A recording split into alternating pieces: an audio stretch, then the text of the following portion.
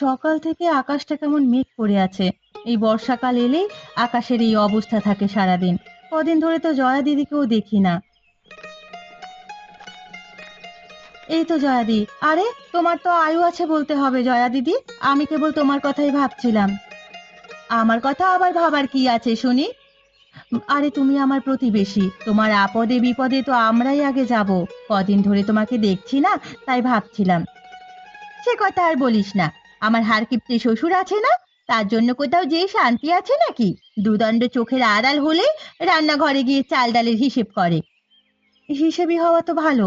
এত করে বিপদ আপদ হলে পরে কাজে লাগবে। কাজে লাগবে না ছাই বলি, আমাদের কি কম আছে নাকি? যেভাবে হিসেব করে খেতে হবে, বসে খেলেও আমাদের কিছু কমবে না। আমাদের কি আর তোদের মতো গরিবই হাল নাকি? তুমি তো আমাদের প্রতিবেশী দিদি, আমাদের সাথে এভাবে কথা বলা কি ঠিক? এত ঠিক বললে আমাকে শেখাতে আসিস না। কে বলেছে যেচে আমাদের সাথে আগ বাড়িয়ে সম্পর্ক করতে?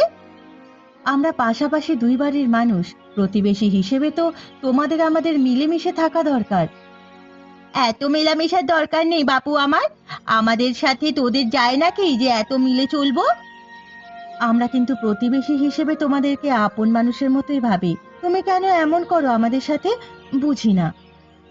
এত বুঝে কাজ নেই তোর। এখন যা তো, নিজের কাজে যা। আমাকে আমার কাজ করতে দে। বুড়োটা বাড়ি আসার আগে লুচিগুলো ভেজে নি। না হলে এসে যদি দেখে ডুবো তেলে লুচি ভাজছি, তবে তেল নিয়ে ট্রাঙ্কে তালা মেরে রাখবে। মা, ও মা, তোমার রান্না কত দূর হলো? দাদু তো সে কখন ঘরে বসে জল খাবারের জন্য কথা শোনাচ্ছে। তো দাদু না পাড়ায় হাঁটতে বেরিয়েছিল, এর মধ্যে আবার চলেও এসেছে। হ্যাঁ, এসেই তো চা জল খাবারের জন্য আমাকে পাঠালো তোমার কাছে। তোমার রান্না কত দূর হলো মা?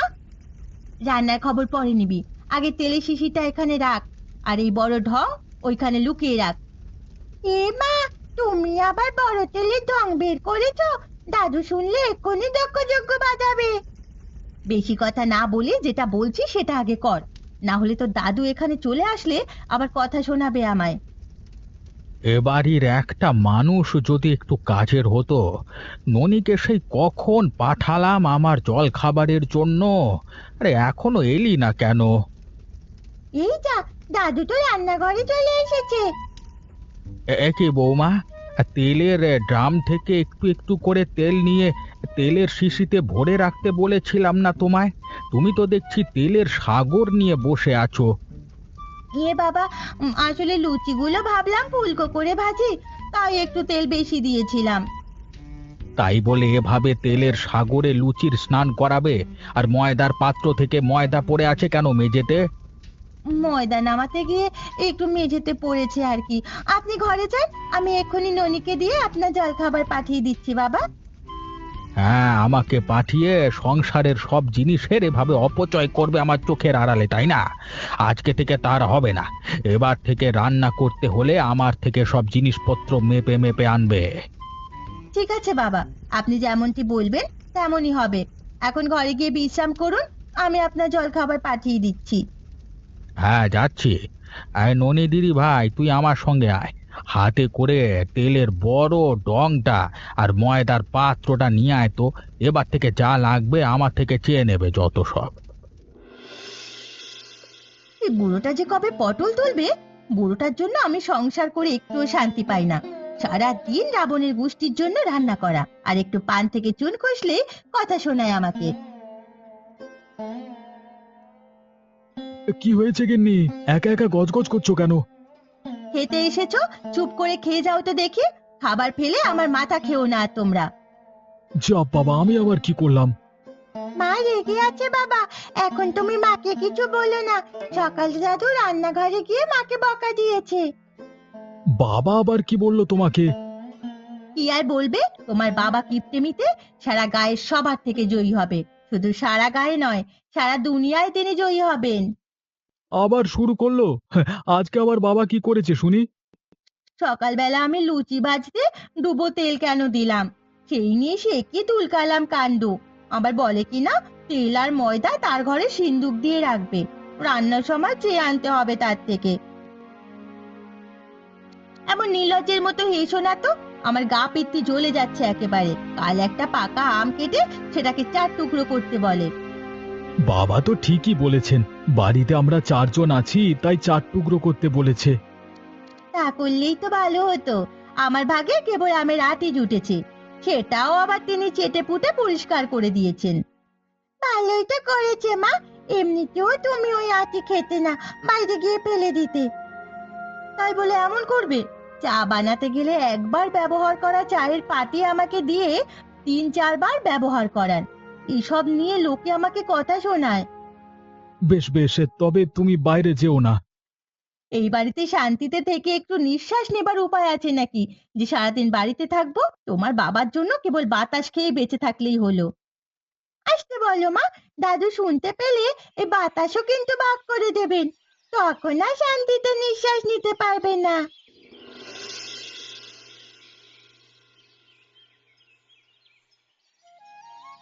সকাল সকাল কি আমাকে কেউ 1 কাপ চাও দেবে না নাকি আজকে রে বাবা?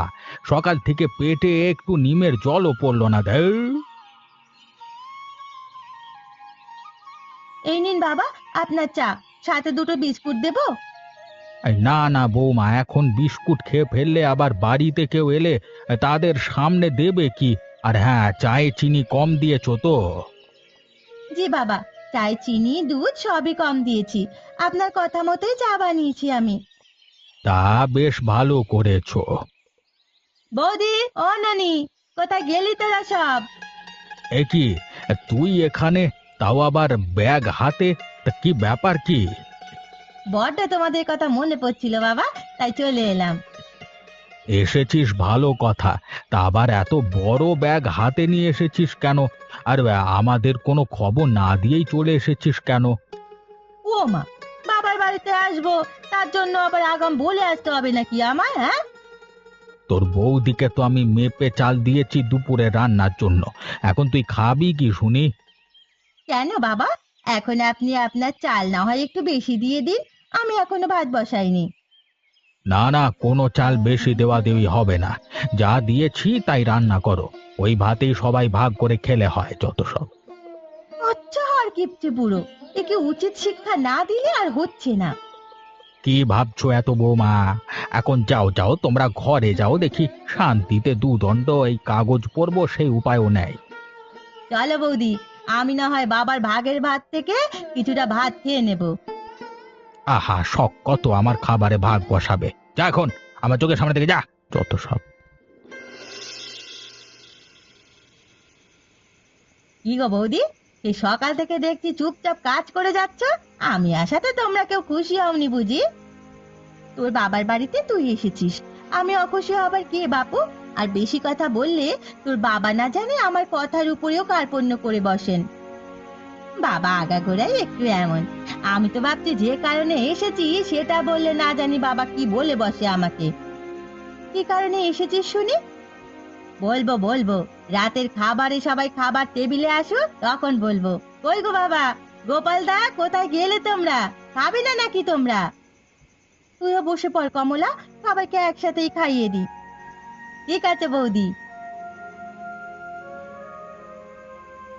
তুই একটা কাজের জন্য এসেছিস বললি তখন, এখন তো তোর দাদা বাবা সবাই এখানে আছেন, এখন বল দেখি। ও হ্যাঁ, যে কাজের জন্য এসেছিস সেটা তো বলাই হলো না এখনো। আসলে কাজটা আমার বাবা আর দাদার সাথে। আমাদের সাথে তোর আবার কি কাজ শুনি? আসলে বাবা, তোমার জামাই তো নতুন ব্যবসা দিয়েছে জানোই। বেশ ভালোই চলছিল ব্যবসাটা, কিন্তু হঠাৎ করে মূলধনের অভাবে মুখ থুবড়ে পড়েছে। আমার কিছু টাকা লাগতো। কত টাকা লাগবে তোর? তুই চুপ থাক। কত টাকা লাগবে তোর? হ্যাঁ, আহা, যেন আবার রাজার ভান্ডার নিয়ে বসেছিস। টাকা লাগবে তো আমার কাছে এসেছিস কেন রে? তোমাদের থেকে টাকা চাইতে আমি আসিনি বাবা। আসলে আমি এসেছিলাম আমার ভাগের জমিটা যদি আমায় দিয়ে দিতে, তাহলে সেটা বেচে সেই টাকা ব্যবসায় লাগাতাম আর কি। কে তোর এত বড় সাহস? তুই কিনা আমার জমিতে ভাগ বসাতে এসেছিস? বলি, আমি কষ্ট করে জমি জমা করেছি এভাবে তোদের দান করবার জন্য নাকি? তোমার অবর্তমানে তো সব আমাদের 2 ভাই বোনেরই বাবা। এখন যেহেতু কমলার দরকার, তো কমলাকে ওর অংশটা দিয়ে দিলেই তো হয়। তোমাকে না বাবা চুপ থাকতে বললো? তুমি আবার একবার এ কথা কেন বলতে যাচ্ছ? আমি বেঁচে থাকতে আমার থেকে একটা কানা করিও তোরা কেউ পাবি না। এখনই তোরা আমার মৃত্যুর অপেক্ষায় থাকিস। ছি ছি ছি ছি, তোদের মতো কুলাঙ্গার সন্তান আমি জীবনেও দেখিনি। থাক বাবা, তুমি শুধু শুধু রাগ করো না। আমি কি এমন জিনিস চাইলাম? আমি তো কেবল আমার ভাগের সম্পত্তি চাইলাম। তোর খাবার সময় এত কথা আমার ভালো লাগে না। বৌমা, আমার খাবারটা আমার ঘরে পাঠিয়ে দাও।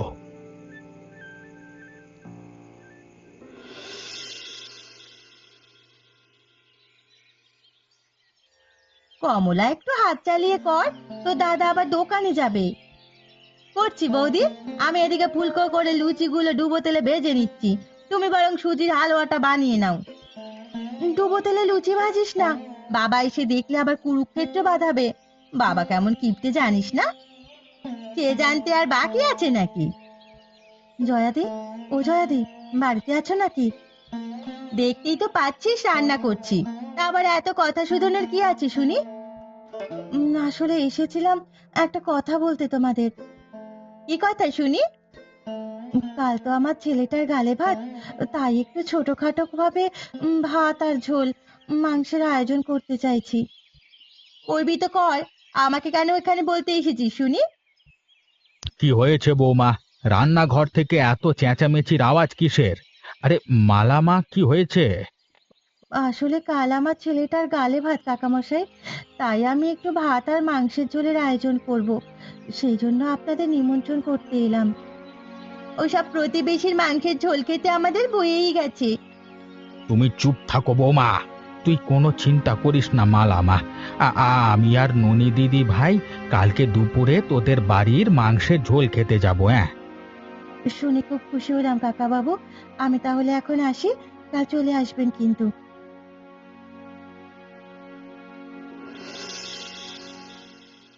ওগো, তুমি সবার পাতে ভাত আর সবজি ডাল দিয়ে দাও। আমি বরং মাংস আর মাংসের ঝোল দিয়ে দিই সবার পাতে। কিন্তু হারান কাকা আর ননি তো এখনো এলো না। এই তো আমরা চলে এসেছি মালামা। হ্যাঁ, তোর ছেলের গালে ভাত আর আমরা আসবো না তা কি করে হয়? প্রতিবেশীর একটা দায়িত্ব আছে না? আর তোমার যা রান্নার হাত কাকিমা, বাড়িতে তো হিসেব করে তেল ডাল দিয়ে রান্না হয়, সে মজা পাই না। তাই তোমার হাতে সুস্বাদু মাংসের ঝোল খেতে চলে এলাম। ভালো করেছিস মা, তোরা আসাতে আমি খুব খুশি হয়েছি। এখন হারান কাকার সাথে খেতে বসে পড়, আমি তোদের পাতে ভাত আর মাংসের ঝোল দিচ্ছি। প্রতিবেশীর হাতের যদি হয় ঝোল মাংস, তবে না এসে কি পারা যায়? সকাল থেকেই রান্নার গন্ধ ম ম করছে আমাদের সারা বাড়িতে। চল দিদি ভাই, তাড়াতাড়ি বসে পড়ি আমরা। আমারও খিদে পেট চোচো করছে, তাড়াতাড়ি আমাদের ঝোল মাংস খেতে দাও কাকিমা। এখনই দিচ্ছি মা, একটু সবুর কর।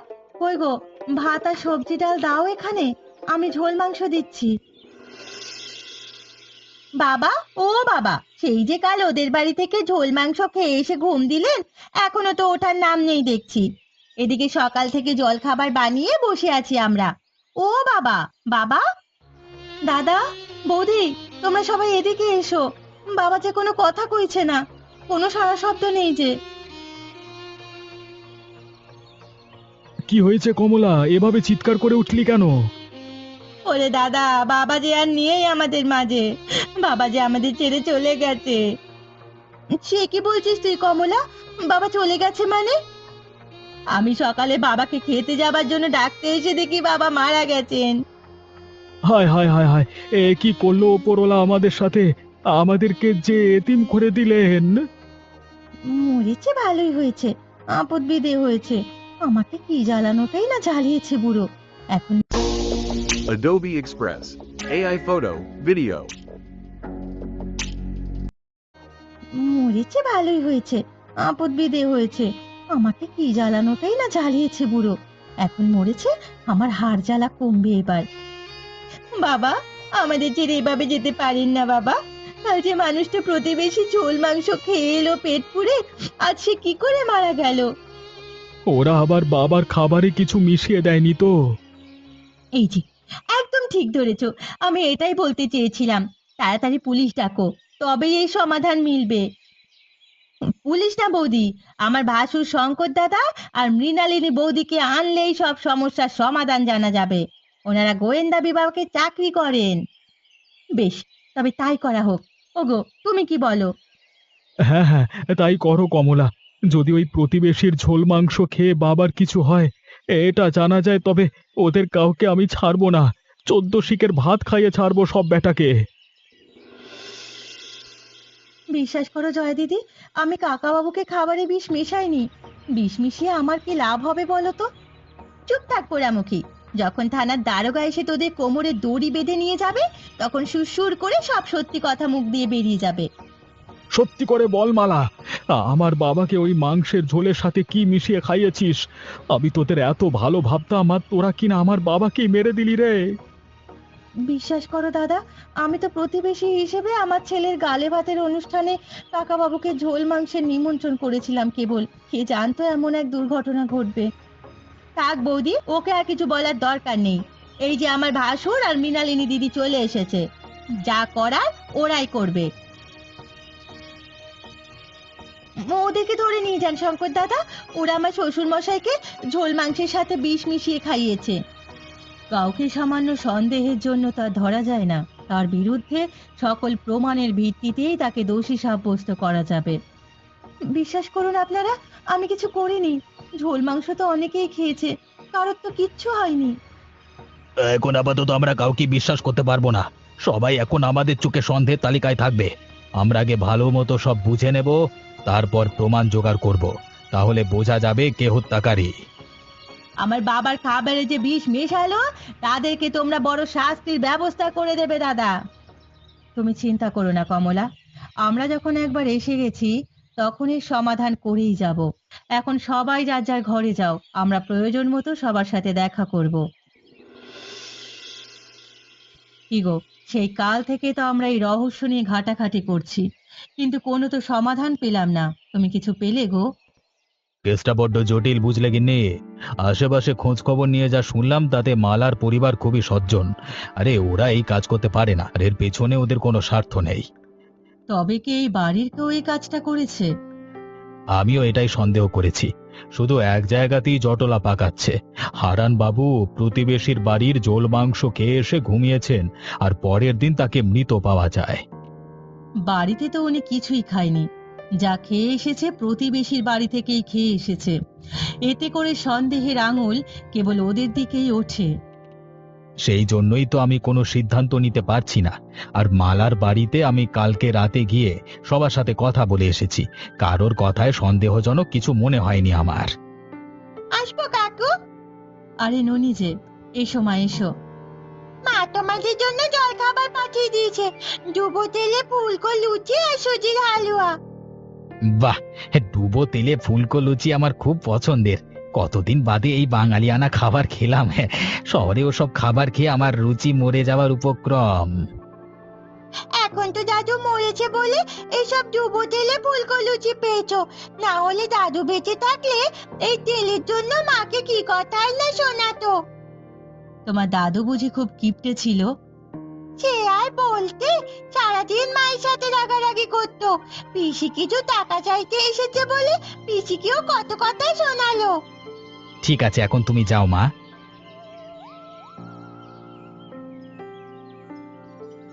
আমি কিছুটা আঁচ করতে পেরেছি ব্যাপারটা গিন্নি। মনে হচ্ছে কালকের মধ্যেই আমরা আসল খুনিকে ধরতে পারবো। কিভাবে? চলো আমার সাথে। হারান বাবুর ঘরের খাটের পাশেই কিছু একটা দেখেছিলাম আমি। এখন গেলেই দেখা যাবে।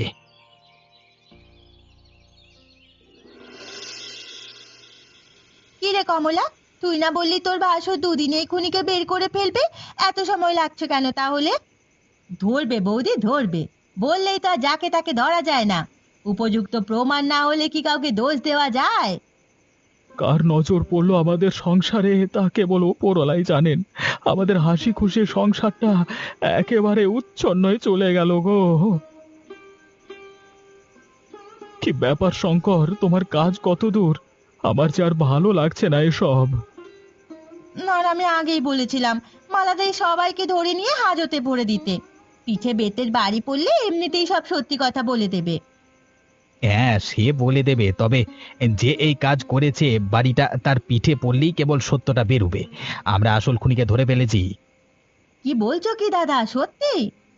হ্যাঁ কমলা, সত্যি। আজ রাতেই আমরা খুনির পর্দা ফাঁস করে দেব। এখন কেবল রাতের পালা। হারান কাকাবাবুর প্রতিবেশী ঝোল মাংস খেয়ে মরেনি। বাড়ি আসার পরে রাতে তিনি অন্য কিছু খেয়েছেন। বাবা বাড়ি এসে কি খেয়েছেন? আর কেই বা খাবারে বিষ মেশালো? কিভাবে ধরবে তোমরা খুনিকে? খুনি খুব চালাক, মনে হয় না এত সহজে ধরা দেবে। কিন্তু খুনি হারান বাবুকে যে জিনিস খাইয়ে মেরেছে তার প্রমাণ মিলেছে। আমরা বেঁচে থাকলে আজকে রাতেই সব পরিষ্কার হয়ে যাবে। কেন দাদা, তোমাদের মৃত্যু ঝুঁকি আছে নাকি? সে তো আছেই। খুনি যদি আমাদের মাঝের কেউ হয়, তবে সে আমাদের থেকে প্রতিশোধ নেবার চেষ্টা তো করবেই। হারান বাবুর ঘরেই আমরা প্রমাণ পেয়েছি। আচ্ছা, সে পরে দেখা যাবে। সবাই রাতের খাবার খেতে এসো। পরে আবার বসলেই হবে। এখন সবাই খেতে এসো দেখি।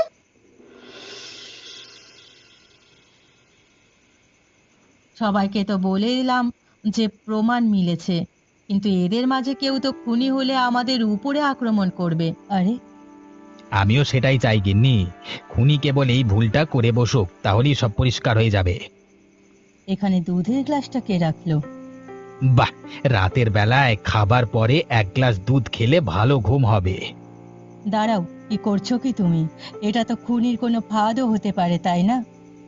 আরে তাই তো। তাহলে এক কাজ করো, এই দুধটা ফেলে দিয়ে আমি গলা ধরে ছটফট করব, আর তুমি দরজার আড়ালে লুকিয়ে পড়বে। হ্যাঁ, খুনি ঠিকই ওত পেতে আছে আশেপাশে। চলো, তবে তাই করা যাক। হায় হায় হায় হায়, আমি এ কি খেয়ে ফেললাম? আমার গলা বুক জ্বলে যাচ্ছে। আহ! খুব এসেছিলে আমাকে ধরতে, তাই না? এবার নিচে মরো। বুড়োটা আমার হাড় জ্বালিয়ে মেরেছে, আর মরে গিয়েও আমাকে জেলে যাবার ব্যবস্থা হচ্ছে। হ্যাঁ, এবারে কিভাবে প্রমাণ করবে? হ্যাঁ, আমি তো সব দেখে আর শুনে নিয়েছি। সেটাই কি যথেষ্ট প্রমাণের নয়? মানে, তুমি এখানে এলে কিভাবে? আমরা সবাই আগে থেকেই জেনে গিয়েছি বৌদি। রাতে খাবার পরে একমাত্র তুমিই যেতে বাবার ঘরে দুধ দিয়ে আসতে। শঙ্কর যখন বলল প্রতিবেশীর ঝোল মাংসে কিছু হয়নি, বাবা বাড়িতে এসে কিছু খেয়েছে, তখনই আমার সন্দেহ হয়েছে। কারণ রাতে বাবা দুধ ছাড়া কিচ্ছু খায় না। তাই ছোট্ট করে তোমার জন্য একটা ফাঁদ পাততে হলো আমাদের, আর সেই ফাঁদে তুমি পা দিলে। আমার ভুল হয়ে গেছে, আমাকে তোমরা ক্ষমা করে দাও। আমি তো সুখে শান্তিতে সংসার করতে চেয়েছিলাম। কি না করেছি এই সংসারের জন্য। তারপরেও বাবা দিনরাত আমায় কথা শোনাতেন। আর সেজন্য তুমি দাদুকে মেরে ফেললে মা? এখন আমায় কে আদর করবে দাদুর মতো? তাই বলে তুমি বাবাকে মেরে ফেলবে? আর দোষ দিয়েছো বেচারি প্রতিবেশী মালার উপরে? মালা কোথায়?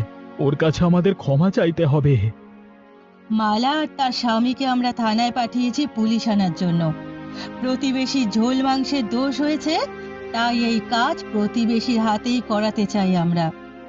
আর এমনই মজার মজার গল্প দেখতে আমাদের চ্যানেলকে সাবস্ক্রাইব করতে ভুলবেন না।